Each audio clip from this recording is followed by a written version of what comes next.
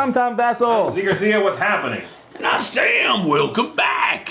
This is the third in our series of videos on our thoughts on GenCon, and this is kind of our overall impressions on the show itself. Again, this was Sam's first time going. This was third, and this was fifth for me. Now, we told you that it was going to be big. Yes. How did that preconception help you when you went? I mean, was it bigger than you thought, smaller, or whatever? It was too big. If I can use that word in a very light sense. And what I mean by that is I never felt like I had an all-encompassing view of what GenCon is. I had a snapshot here, had a snapshot there, tip of the iceberg over here, but I never really felt like I experienced the entire thing. And I really think that you cannot do that and still be sane afterwards. GenCon is a huge convention that when you go to it, it really does take an entire day to go through half of that convention hall. You mean you're talking about just the exhibition hall? Just the exhibition hall. We're not talking about all the other rooms on the multiple levels of that convention center and all of the other events that are going on in hotels around the convention center that are convention events. You have to take an entire day for half the exhibitor hall only. 4 days is not enough for that convention if you go into it wanting to do everything. It's just an impossibility. Well, I think we said this in our boot camp thing. You really have to go in with the mindset you can't do it all. Right. Because, I mean, even for us, like, we'd be, hey, Asmodee's having a party over here. At the same time, AEG is doing this thing. And over here, you're like, you can't do it all. Or someone will say, oh, there's the parade going on right now. Go watch the costume parade. But at the same time, there's this. Mm-hmm. Yes. Even going into the hall itself, which game do you want? Well, they're like half a mile apart, the two games you want.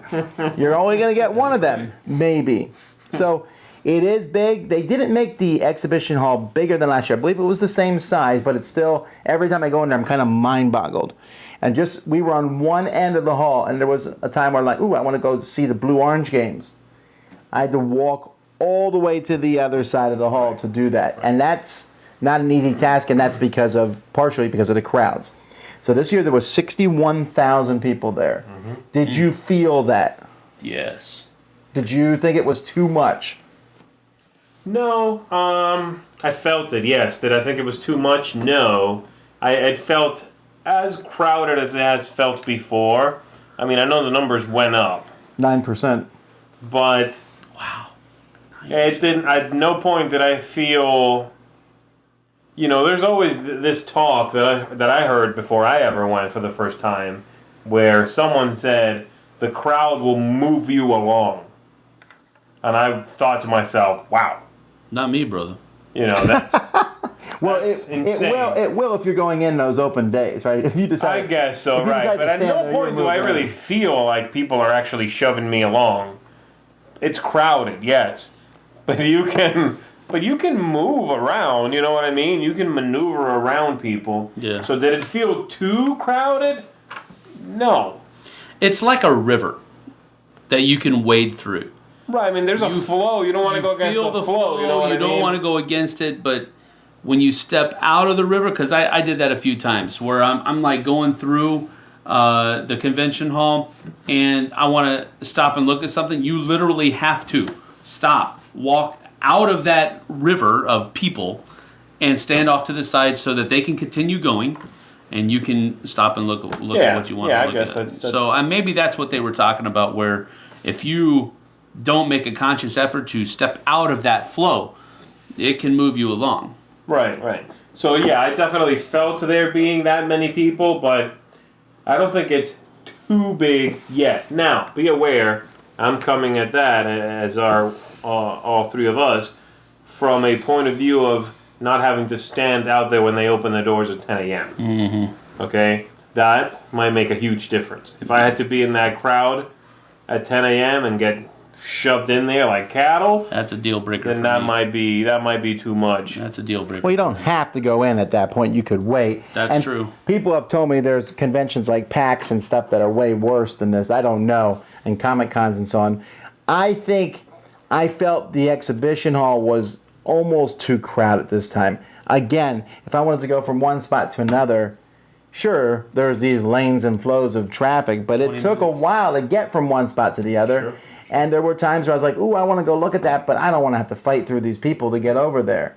And then talking to people at booths was very I mean, at our booth, we talked to you a little bit, and then really we got to talk to the next person because otherwise we're hogging everything down. Yeah. And there were at least 6 different booths with very long lines. Sure. Asmodee had one. Fantasy Flight had one. In fact, Fantasy Flight's line got so long they had to actually cut it. off. The fire marshal made them cut it until it calmed down a bit. I know there was a line at the Privateer Press. There was a line at AEG, I think. Weird Miniatures had one. AEG, yeah. And people were running, and there was a lot of complaints that people didn't get the games they wanted. And companies weren't bringing in a few copies. Some of these companies brought in like 700 copies of a game, and they still sold out. Yes. So I think the crowd is a factor. If you don't like crowds, you really shouldn't go, I think. Unless you're going to go off in some of these smaller side rooms. Yeah.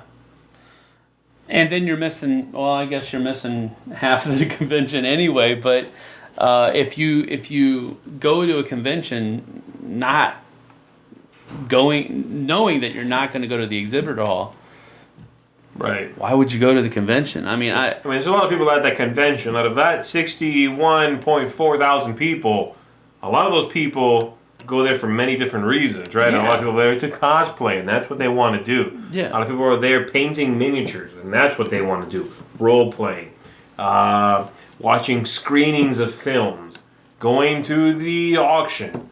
I mean, I'm sure there are people that quite possibly walk in there once and never come back, or maybe even don't walk in that exhibition hall. That's how you fit a 61,000 people in that building. They don't all fit in that one room. There's no way.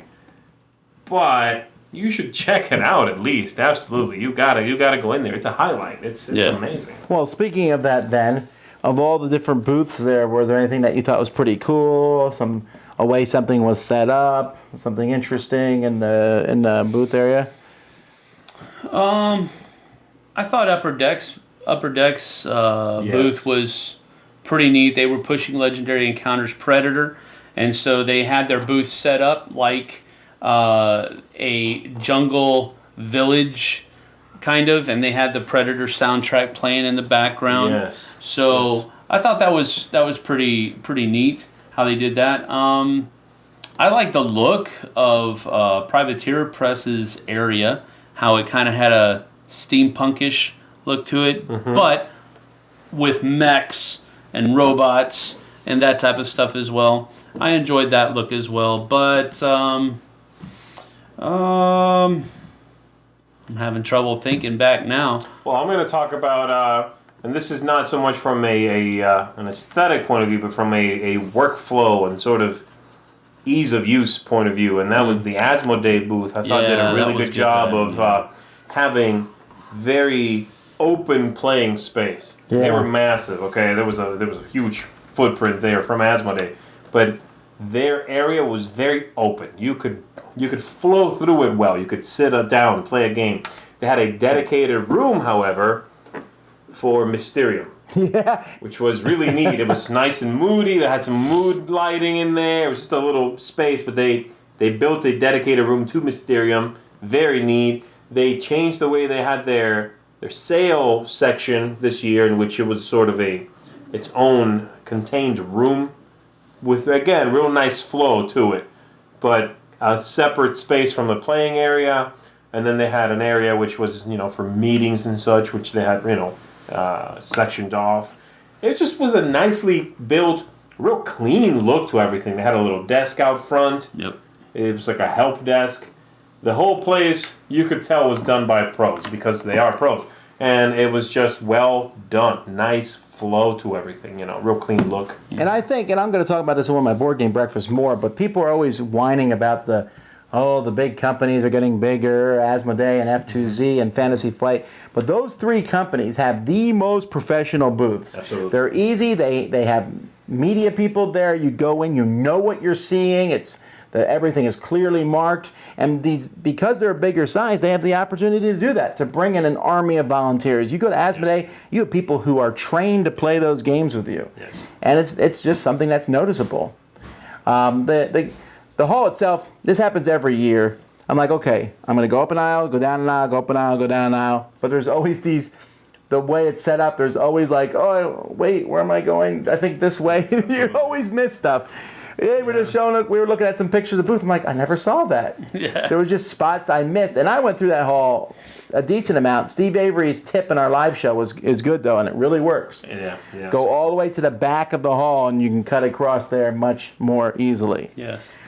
What did you guys think of the non-board gaming stuff like T-shirts and swag? Was that impressive, or you didn't care? Man, they had one. It is the largest T-shirt, hoodie, sweatshirt booth that I have ever seen. You talking about the tower of shirts, whatever they call it? Yeah, they're a staple there, and it's went always up like 20 feet in a whole circle. A square, and then you go inside, and there's more on the inside. Do you know who doesn't like that booth? Any booth next to it. Yeah, I know. Because you can't see them. Right. Yeah, they're there every year. It's always like the tower of shirts or whatever they call it. It's a centerpiece for sure. That was magnificent. I was very happy with that. I bought a few shirts from them too. I was so taken with them. So that was really cool. And it's also really cool. I never pull the trigger and buy one, but I love going by the sword booths, because they have neat looking swords there, and I'm like, I once, but I can't buy.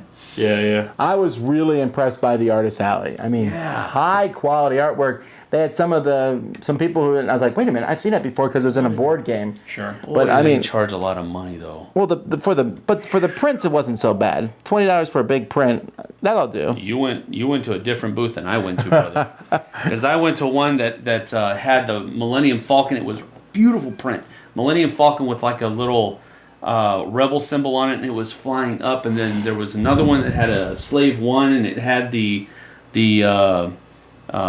Scum and Villainy shadow on it, and it was flying. And I was like, so how much for those prints? And it says, well, if you buy one, you get one.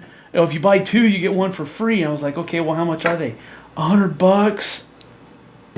Well, see, you could have saved $100 there. It's amazing. I gotta go ask my wife. My wife wasn't there. Yeah, well, okay, well, I guess maybe that's because it's Star Wars. But I found that the prints, I mean, they had some beautiful paintings, and I was like, ooh, that's several $100s. But the prints themselves, I have a couple I've already bought. I really like them. And I was impressed just really, though, the quality. Usually, I'm like, oh, there's a nice one. But this was like, wow. Yeah. There's one that's really creepy. But for the most part, it was pretty cool. They had some famous people in, but I like how GenCon brings in their famous people. They stick them in that back area, and it does not disrupt the rest of the exhibition hall. Absolutely. That's cool.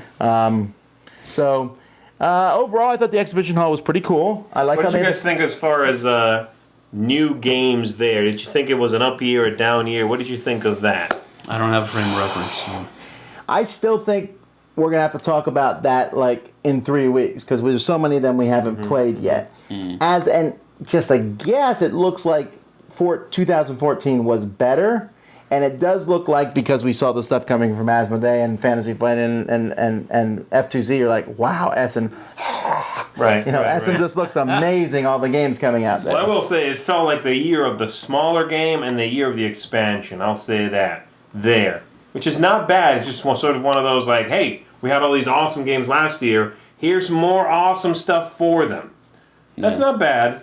But I'll tell you, at this point, with how many prototypes and such we've played, I am just as excited for the future as I am for the rest of this year. There are so many good, interesting games coming out. There are. That this hobby right now is as healthy as it can be. Booming. It's amazing what's coming out. And I'm just really excited for what's coming. Yeah, it is cool. I am. What'd you think of the things like the cosplayers? I mean, you don't see that much at other conventions, right? True. But you definitely see that at Gen Con. And I know it's nothing compared to Dragon Con and, comic conventions, but there was a lot. I did think this year, it seemed like they stayed out of the exhibition hall a lot more. The People with many bulky of them, outfits and yeah, such, with you bulky mean? outfits. And I liked how in that main hallway, they kind of had this roped off area. You stay there, get your pictures taken. And Gen Con, I think, made a very clear thing to make sure aisles were open. Sure. Like if there was a crowd, they'd be like, hey, everyone move over so people can get through. That was nice. Yeah, that was cool. But yeah, there were some interesting things we saw. I mean, I don't really. It doesn't register too much for me one way or the other. I'll see someone and go, "Ooh, that's cool," but then I've forgotten about it as soon as I walked away. Really, there were some neat outfits, but There was one guy that, if I didn't know better, he jumped off the page of one of those Judge Dredd comics. I mean, Judge Dredd, the guy that was dressed up like Judge Dredd that I showed you earlier. Yeah. That dude looked exactly like they're drawn. I mean, he had the frown, everything. It was amazing. That was probably my favorite. Yeah, there were a lot of good ones. I liked one Hellboy. One guy dressed like Hellboy, which I really liked. I like Hellboy, so that's why I liked it so much. But he had that dead guy from the first movie that's on his back, and he's holding him with a rope. He had that dude on him, and he had the arm looked great. Yeah. So, again, there's a lot of people there dressed up as a variety of things, and some are cool, but I sort of register and go, cool, and then I've moved on. Well, Gen Con certainly needs to expand to make more room for things. It was very crowded the whole time. I went there even late at night, and there was thousands and thousands of people playing games everywhere. Yep. They've already, I just read that they basically, they like dropped this threat. Like, we're working with Indianapolis, but we're also looking at Chicago and Orlando. I don't believe for a second they're considering either one of those. Seriously, they want Indianapolis to be like, hey, here's more room. That's a diplomatic stunt. But Indianapolis is talking about giving more room. I hope so. They say the exhibition hall is not going to grow next year. We may not even have a booth. But overall, I had a great time. Once again, I believe it's the most exhausting convention of the year for us. We were dead when we came back. That's true. And it was a good trip even. There was like no problems with the trip, but I was still very tired coming back. We can't wait till over the next couple of months, show you all the games that came out there. We played some are pretty cool, some are not so cool. You'll see that as time goes by, but I mean, like you said, the hobby's super strong right now. It is. Yes, it is. Very excited about that. So if you were at Gen Con, I want to say thank you for saying hi to us there. I hope you had an excellent time. We certainly got a lot of people to say, shut the door, that's for sure. Yes, we did. Won't run out of those anytime soon. No. So anyhow, I guess that's it. We'll see you guys at the next convention. Until then, I'm Tom Vasel. I'm Zee Garcia. Thank you, folks. And I'm Sam Healey. Thank you again for stopping by and saying hi. Thanks so much for watching the Dice Tower videos. Find more great videos and reviews, as well as our top-rated audio podcast at Dicetower.com. You can also find other great shows at Dicetowernetwork.com. I'm Eric Summerer, and you've been watching The Dice Tower. The Dice Tower is sponsored by Cool Stuff Inc., where you can find great games for great prices. Cool stuff in stock. Check them out at CoolStuffInc.com.